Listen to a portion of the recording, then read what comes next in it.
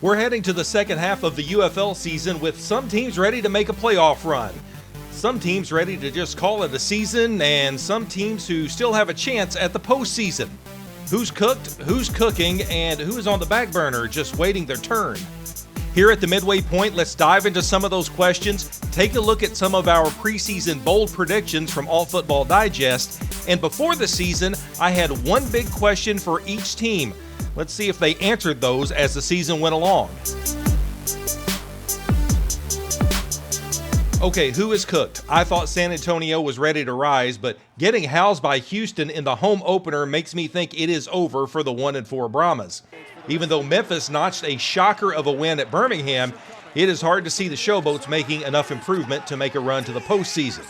Who's cooking? Well, no doubt DC is cooking. A comeback for the ages against the Arlington Renegades and leading the XFL conference has the defenders looking good right now, and they'll need to keep cooking with a tough second half schedule ahead. One team on that schedule is another team that's cooking, and that is the St. Louis Battlehawks.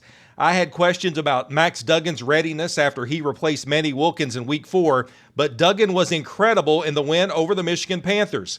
Despite that loss, I think Panthers head coach Mike Nolan has finally realized Bryce Perkins is the absolute best option to lead this team. He can stop with this two-quarterback system and Danny Etling. They are cooking still, and this team has two matchups with the Roughnecks remaining, so they have plenty of opportunities to cook right into the postseason. Even though Arlington stumbled against DC, the Renegades offense keeps cooking, and that is a good thing for Bob Stoops and company. This looks like an XFL championship caliber team. So who's on the back burner? Well, that Houston Roughnecks team for one. I thought they were cooked from day one, but quarterback Jalen McClendon has sparked them to 2 wins, and the defense keeps showing out. Are they postseason contenders? Doubtful, but I cannot say that they are cooked as of yet. The Birmingham Stallions and quarterback Case Cookus really spoiled the pun of cooking after that OT loss to Memphis, and it wasn't just the offense. The miscommunication with the coaches, it was all very un-Stallions-like. I'm going to put the Stallions on the back burner for now. Some of us at Alt Football Digest were a little hot and cold in our preseason bold predictions. Let's take a look at some of those. Mike Mitchell said Birmingham Stallions specialist Harrison Mevis will break the all-time record for longest field goal in a pro football game this UFL season with a 67-yarder at Michigan. Well, the thicker kicker has been all UFL this year with 10 of 11 made field goals. Now, he never really got an opportunity at Michigan, but Mevis was pretty much the offense in a 21-12 win there. He kicked 3 field goals in the victory. Sadly, none of them a record setter. Here was one of mine, and maybe it can still happen, but oof. I said the Memphis Showboats would have an historic turnaround. The Showboats have endured coaching turmoil, they've endured a 1-4 record, but that one win in Week 5 against Birmingham was something else. The Showboats have games against Houston, St. Louis, San Antonio, Arlington, and Birmingham remaining on the schedule, so matching those 2 wins from last year might happen, but historic turnaround, maybe not.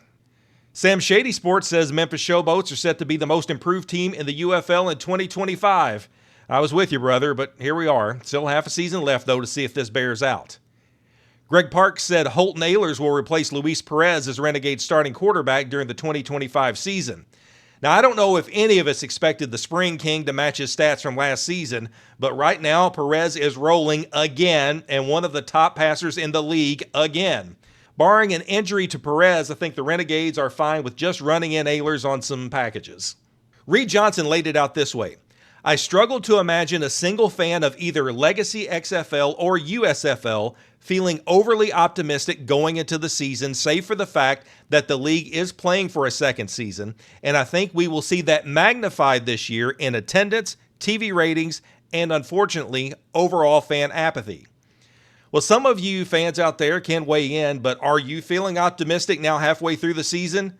Reed was right about attendance and maybe fan apathy. I guess the good news is we did see the ratings increase some, but still not matching last year's UFL average ratings. Pat Ruffino said Kevin Hogan will lead the Brahmas in passing yards in 2025.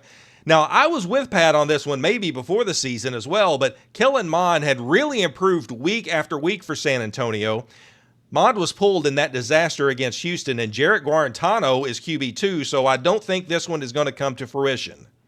Anthony Miller's bold prediction: the Birmingham Stallions' 3-year run of winning league titles ends in 2025. We will have to see if Anthony's bold prediction plays out, but right now the Stallions are trying to buck this opinion. Last week's loss at home, though, to then winless Memphis dropped the Stallions to 3-2 on the season. Now, we do get some things right at altfootball.com. Check out all the latest from not just the UFL, but other alt football, including the CFL and AF1. Before the UFL season kicked off, I put out a video right here about what's the one big question I had for every team. Well, here at the midway point, let's see if they've answered them. For the Birmingham Stallions, the question was, could quarterback Alex Magoo repeat his USFL championship and MVP form from 2023? Unfortunately, that question was answered quickly when Magoo suffered a shoulder injury in the second game of the season and was placed on IR. Still, Birmingham is no doubt in the hunt, but they are going to have to recover quickly from that upset to Memphis. They take on San Antonio, along with matchups against Michigan and St. Louis still on the schedule. Speaking of the St. Louis Battlehawks, the question I had before the season was if there was maybe too much change before the season that would lead to instability during the year. There was the departure of OC Bruce Gradkowski and quarterback A.J. McCarron, and then there was head coach Anthony Beck's flirtation with some other jobs. Well, quarterback Manny Wilkins seemed as if he could fill the shoes of McCarron until an Achilles injury sent him to the IR in Week 4. While backup Max Duggan was shaky in replacing Wilkins in Week 4, any questions we had about the one-time Heisman runner-up got answered quickly in Week 5 with a 32-27 win over Michigan. So even with change before the season and during the season, St. Louis seems to be adjusting heading into the second half of the year. The question for the DC Defenders was about defense and whether they could stop the run this season. Well, DC's defense had trouble stopping the passing game of Luis Perez last week, as most teams do, but this is a much improved D. The Defenders are top of the XFL, and with the best record in the league, looks like things are going pretty well for interim coach Shannon Harris and company. For San Antonio, I asked if coaching continuity was the key to success. Seems almost quaint now. In Week 2, offensive coordinator A.J. Smith stepped down. Then head coach Wade Phillips stepped down the following week. The battlefield promotion for Peyton Pardee paid off in Week 4 when he assumed head coaching duties and led the Brahmas to their first win, that upset over DC. Week 5, well, we talked about that. This might have been one of the worst losses in 2 seasons for any team in the UFL. I asked if the Michigan Panthers were overlooked as they were 5th in the futures odds before the season started. I think that question got answered with a resounding yes. Despite the loss to St. Louis, the Panthers still right up there in the USFL conference standings, and maybe head coach Mike Nolan will dispose of this 2-quarterback system after Bryce Perkins continues to look like an all-UFL QB. I asked before the season if the Arlington Renegades defense could catch up with the offense. Well, the one-time plus 1,100 shots to win the UFL championship have answered that. Now, the Renegades defense took its lumps against the red-hot DC Defenders, but coming into Week 5, that defense was 3rd in the league. So it does appear that defense is catching up with the offense in 2025. For the Memphis Showboats, the question before the season was if change could lead to wins with new head coach Ken Whisenhunt and new GM Jim Manos. Unfortunately, change kept happening during the season, with Whisenhunt stepping down for a week before the year, then for the entire season after Week 3. They did finally get that first win, as we talked about. It finally arrived in Week 5, but maybe too little too late for Memphis. And finally, I asked before the season if Houston Roughnecks coach Curtis Johnson could get some wins this year after surprisingly keeping his job when new GM Will Lewis cleaned house.